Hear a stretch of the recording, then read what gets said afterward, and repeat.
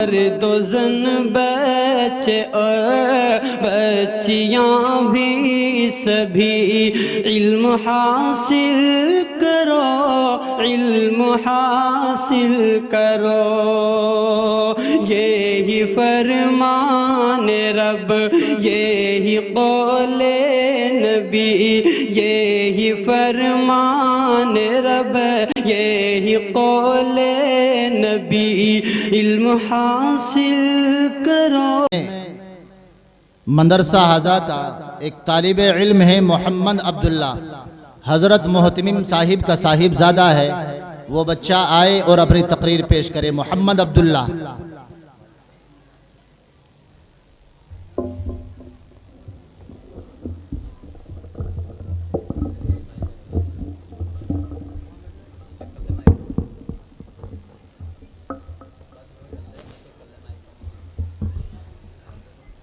نحمده ونصلي على رسوله الكريم، أما بعد، فاعوذ بالله من الشيطان الرجيم، بسم الله الرحمن الرحيم۔ إن هذا القرآن يهدي للتي هي أقوم، صدق الله العظيم۔ معزز سامعین اکرام، ابھی میں نے جو آیات آپ کے سامنے تلاوت کی ہے، اس کا ترجمہ یہ ہے کہ قرآن اس راستے کی طرف لے جاتا ہے جو سب سے سیدھا راستہ ہے، اور خوشخبری سناتا ہے ان لوگوں کو جو ایمان لائے اور عمل صالح کے لیے ان کے لیے بڑا اجر ہے۔ اور جو لوگ آخرت پر ایمان نہیں رکھتے، ہم نے ان کے لیے عذاب تیار کر رکھا ہے۔ قرآن کریم ایسی کتاب ہے جس میں شک و شبہ کی گنجائش نہیں۔ الف لام میم ذالک الکتاب لا ریب فیہ، یہ قرآن دنیا کی سب سے بڑی نعمت ہے۔ یہ قرآن رب کائنات کا مقدس اور عظیم کلام ہے۔ یہ قرآن رب ذوالجلال کی طرف سے عطا کردہ حسین تحفہ ہے۔ اس قرآن نے 23 سال کی قلیل مدت میں وہ عظیم انقلاب برپا کر دیا کہ بڑے بڑے فصحاء اور بلغاء شعراء حیران رہ گئے۔ انسان کو اس کی بھولی ہوئی انسانیت یاد دلائی، لوگوں کو اخلاق و کردار کا سبق پڑھایا۔ انسان جو انسان اور پتھروں کو پوجتا تھا، اس کو خدا کا پجاری بنایا۔ لوگوں کے درمیان صدیوں سے جاری جنگیں اور خون ریزی کو ختم کیا، اتحاد و اتفاق کی داغ پھیل ڈالی۔ معزز سامعین، قرآن کریم ایک عظیم برکت اور سعادت ہے۔ یہ کلام خداوندی مادری حیات اور سرچشمہ زندگی ہے۔ وہ عرب قوم جو پشتا پشت سے مردہ چلی آ رہی تھی، دنیا جس کو ذلیل و حقیر جانتی تھی، کوئی ان کو اونٹ کی میگنیوں میں کھیلنے والا جانتا، اور کوئی ان کو جوالہ عرب کا خطاب دیتا، اور کوئی ان کو بدوگوار جیسے غیر مہذب القاب سے یاد کرتا۔ لیکن جب قرآن آیا تو جس کا نام جوالہ عرب تھا، صحابہ کرام ہو گیا، جن کو نفرت سے یاد کیا جاتا، ان کو رضی اللہ عنہ رضوان کا اعزاز ملا۔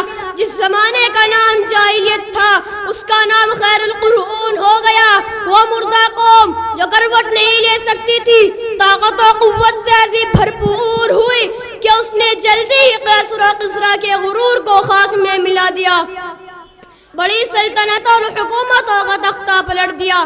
قابل احترام بزرگ اور دوستو، قرآن آیا تو اسی نے صحیح معنوں میں انسان کو انسانیت بخشی۔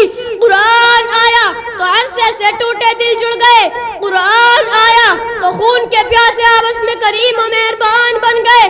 قرآن آیا تو صداقت و امانت کا بول بالا ہوا۔ قرآن آیا تو انسانوں کی پجاری خدا کے پرستار بنے۔ ہاں ہاں، مجھے کہہ لینے دیجئے کہ قرآن آیا تو روشنی آئی، قرآن آیا تو تاریکی غفور ہوئی، قرآن آیا تو امن و امان اور سلامتی آئی، قرآن آیا تو دم توڑتی انسانیت کو حقوق ملے، اور قرآن آیا تو ضلالت و گمراہی میں بھٹکتے انسانوں کو راہ ہدایت ملی، اور قرآن آیا تو دوستوں سب کچھ ملا۔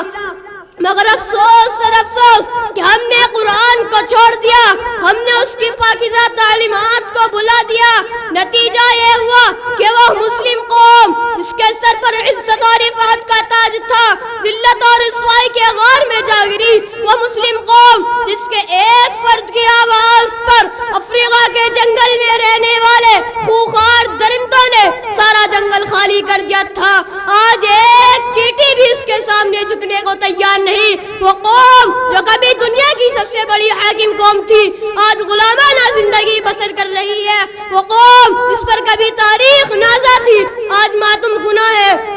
جس کا ماضی روشن اور تابناک تھا، حال و مستقبل کا تاریخ ہے۔